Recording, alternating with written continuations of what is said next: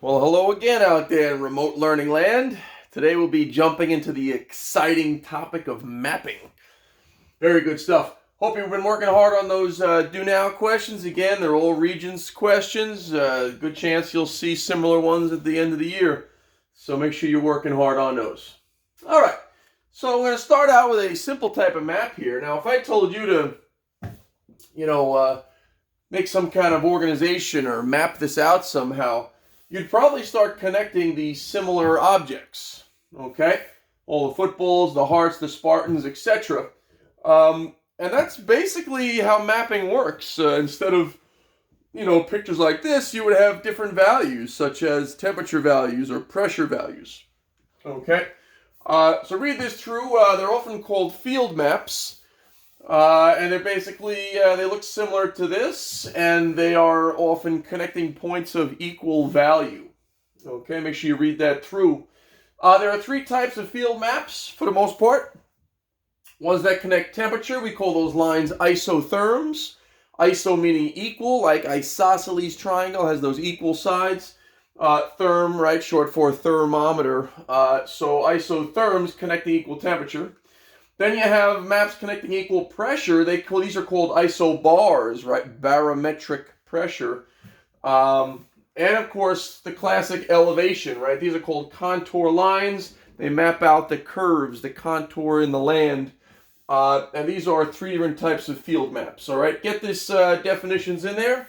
Isolines, line connecting equal value. That's your key term there. And an interval is how much the spacing is changing by, how much each line skips by, if you will.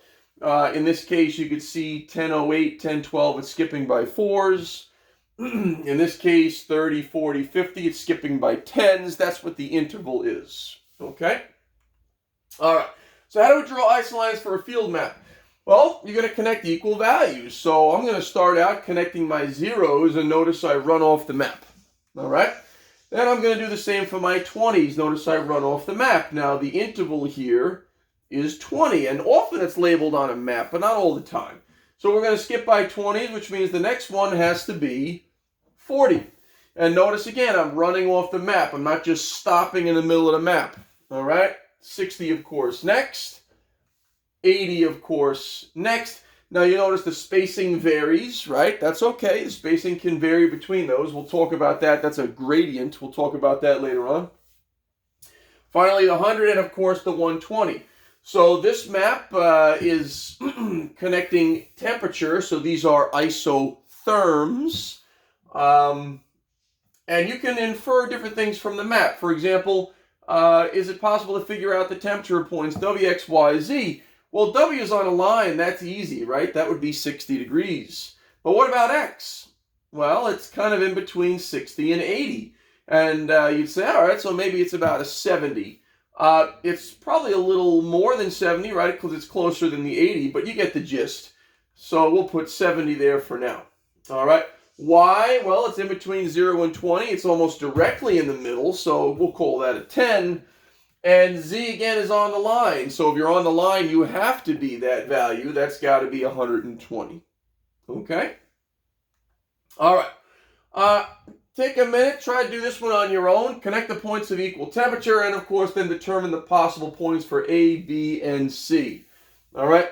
Hit pause here and try to do that one on your own for a minute.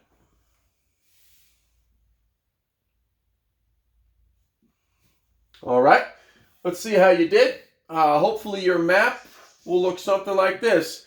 Started with 69 in the corner. It goes off the map. 68, we're skipping by 1s, right? So it's a 1 degree interval. I hope you read that on the bottom there. 67, look how tight that gets in there. That's called a very steep temperature gradient. Okay. And it keeps going all the way across. Hopefully your map came out something like this. I'm curious if you were tempted to connect A and C. A lot of students are. If it doesn't have a value on it, right, you can't really put it on a line. It's going to be in between there. And finally, the 62. All right. And how about your points for A, B, and C? What did you say? Well, it's between 64 and 65. What's in between there? 64.5, right? So hopefully you had something like that. B is in between 68 and 69, right? So 68.5. And C looks like it's less than 62, but the interval is 1s. So if there were another line, it would be 61. There isn't, so it's got to be between 61 and 62, which is why we said 61.5. You couldn't say maybe it's 50. That's less than 62. No, because the interval of this map is 1s, and if there was another degree lower, it would have to be a 61. All right. Take a minute. Similar with this one. It's going to be a little different this time, though. Let's see if you can figure this one out.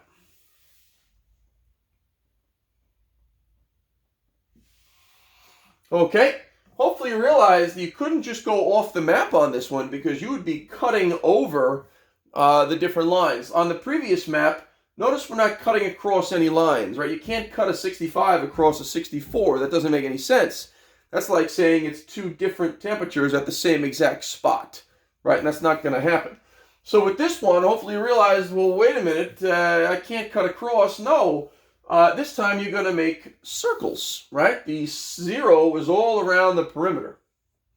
And then as we go toward the inside, you'll notice the numbers seem to be increasing in value. So 20 there, and on the inside of that, a 40.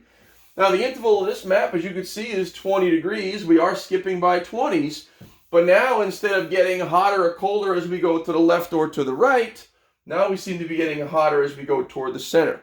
So maybe this is the place where the heater is, right? Heating up the room, and the heat is spreading out. All right? As far as your temperature points at this point, hopefully you realize, well, that's between 0 and 20. It's got to be about 10. This is between 20 and 40. Got to be about 30, etc. So make sure you get yours in there, right? This has got to be between 1 and 19. Now, this time I'm asking for a range. That's why I wrote from 1 to 19, right? That's a range between 0 and 20. You can't include 0 and you can't include 20 because it's in between. So we said 1 to 19, all right? For Y, same thing. For a range, don't include 20, don't include 40. So you'd have to be somewhere like 21 to 39. For Z, again, 0 to 20, you can't be 0, you can't be 20 because you're in between, so you'd have to say 1 to 19. All right? All right. Connect these points and tell me the ranges for R, S, T, and U. Hit pause. Try to do it on your own.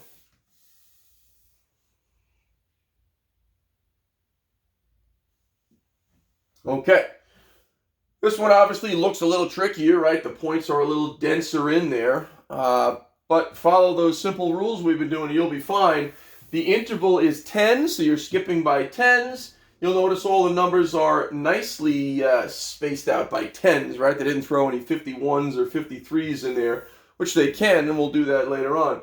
So anyway, I hope you started with the easiest part, right? It looks like you have a patch of 80 in the middle.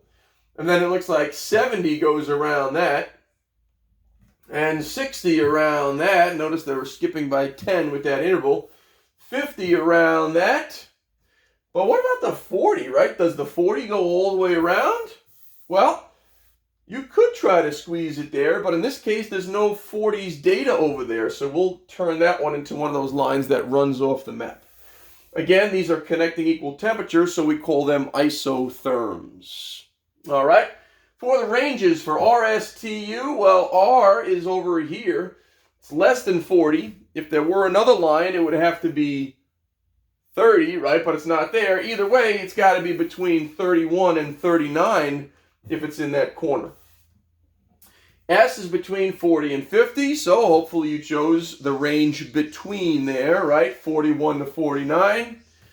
T is between 50 and 60, so hopefully you chose that range of 51 to 59. And of course, same thing with U, in between 60 and 70. Okay? If they asked you for a highest possible temperature, well, you would go to the highest number, and then you'd say, oh my goodness, the highest it could be, it can't be a 90, because there is no 90 line, but it could be up to 89. Right, that would be the top of that range there.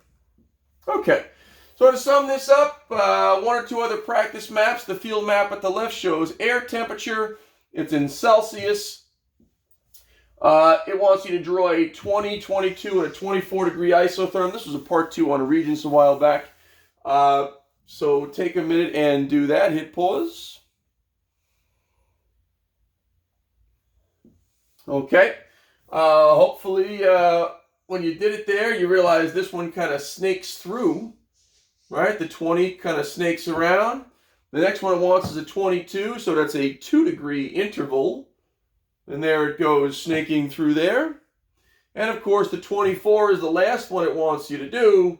And look at how tight that gets in there, right? Another steep temperature gradient there. All right, I hope your map turned out something like that. And for this next one here, it says the weather map to the right shows the air temperature recorded at the same time at cities across the United States. Draw a 40 and a 50. All right, and of course, this one I want to see in the lesson. I want to see some screenshots of that one. Okay? All right. So for your summary questions, make sure you get them all in there. We'll bounce it around the classroom and talk about those. And of course, any other questions, please make sure you ask back at the meet. Okay? All right. See you in a minute.